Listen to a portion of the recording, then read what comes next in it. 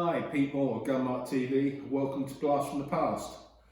In this one is a bit different as this rifle is still in production, though perhaps it's not forgotten but maybe missed by some people. It's a very interesting, unique design because it's probably the only commercial production switch barrel rimfire rifle I'm aware of. I've seen switch barrel rifles before in rimfire, but there've been more, should we say, private concerns. Sako still show it in their books, and as you can see if you know your rimfires, this is very much an outgrowth of their much loved thin fire, which is rated as one of the better rimfires in the world. It's a very standard build. Turn bolt with a normal position safety, a 5-round magazine, 10 is available. There are a number of options on build. This is the varmint and it has a slightly heavier stock, nice rollover cheek piece and comb, long, slim pistol grip with a slight palm swell. And in this case, this is the varmint, it's got a heavy barrel. It's 22 inches, which is quite long for a rimfire. Threaded 1/20, and GMK Ltd, who import Sako products, lent me a Stallone RC rimfire core moderator.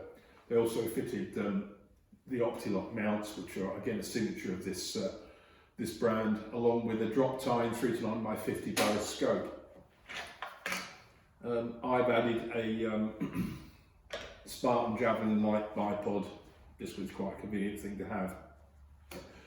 The whole concept of the quad was you have the 4 major calibres, as I said, which is 17 HMR, all-day Magnum rimfire, 22 Magnum, 22 long rifle, and 17 Mach 2 or HM2, which is basically a reduced size version of the HMR.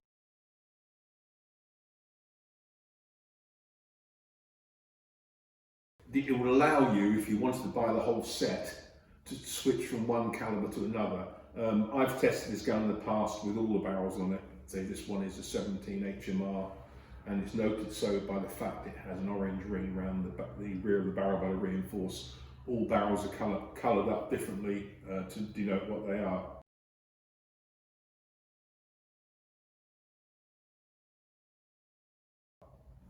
So you can have all these calibres, but do you really want them? For me, I love HMR. I shoot most of my rabbits and hares with HMR. Then I still have a 2.2 long rifle, some more for suppress work. So my choice in the quad would be a 17 HMR with a 2.2 LR barrel.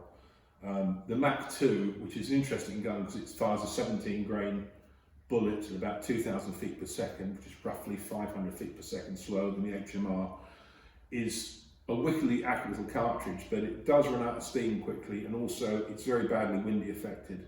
And today you rarely see it at all. So I couldn't really see the point of having a Mach 2. But I've been doing some shooting with it and running some figures, and I've been using Hornaday 17 grain VMAX and the Winchester equivalent Varmint HV. Again, this is rated at 2,550 feet per second, and so is the Hornaday. Interestingly enough, I was shooting both these loads through my Ruger 7717 all-weather, which I suppose in terms of build is similar to the quad. It's not a switch barrel, but it's got a heavier barrel. The VMAX was producing an average of 2,569 feet per second with an extreme velocity spread of 57 feet per second, which gives you a rough energy figure of 2,561 foot-pounds. And the bullet has a ballistic coefficient of 0.125. Respectable indeed. Yet in my Ruger, it was producing about 100 feet per second less with a larger extreme spread. Switching to the Winchester Varmint HV, the average is 2,316, so that's 200 feet or so down from the factory quote. The extreme velocity spread was a whacking 156, which is not that good, and the energy was down to 202 foot-pounds.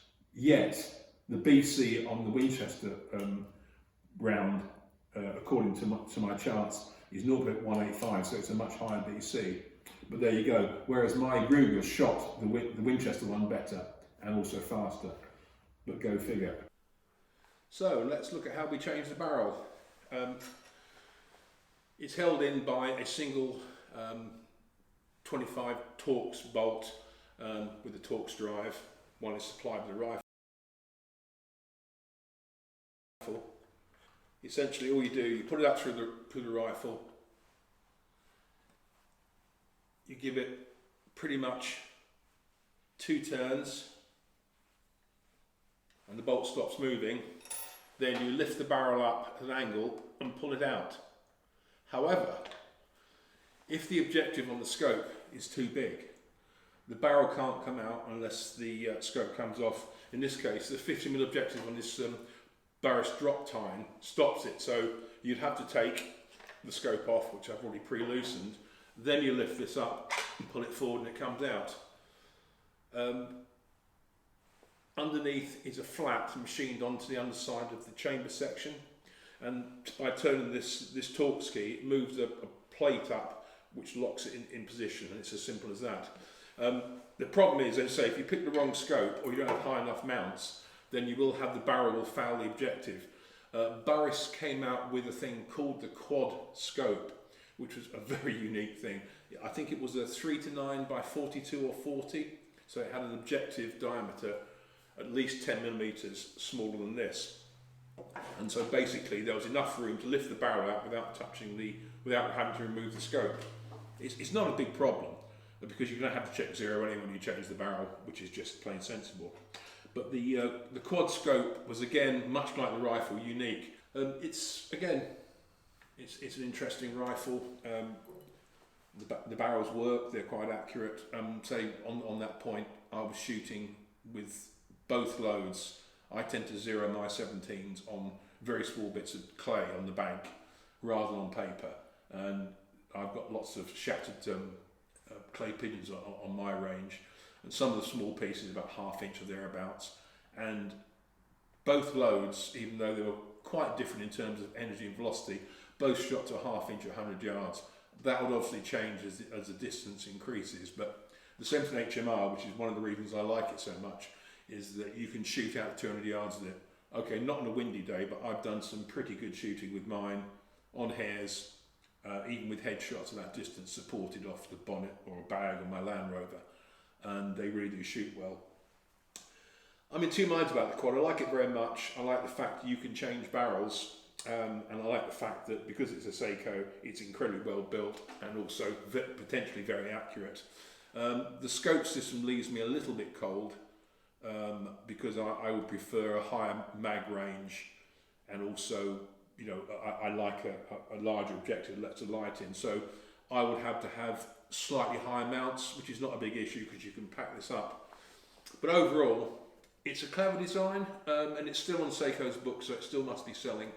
And I talked to GMK and the importer, and they said there's a number of their sort of registered dealers around the country who hold the quad or hold barrels. And if you have a quad and you've only got one barrel and you fancy another barrel, then you know, just look through and find them because they're there.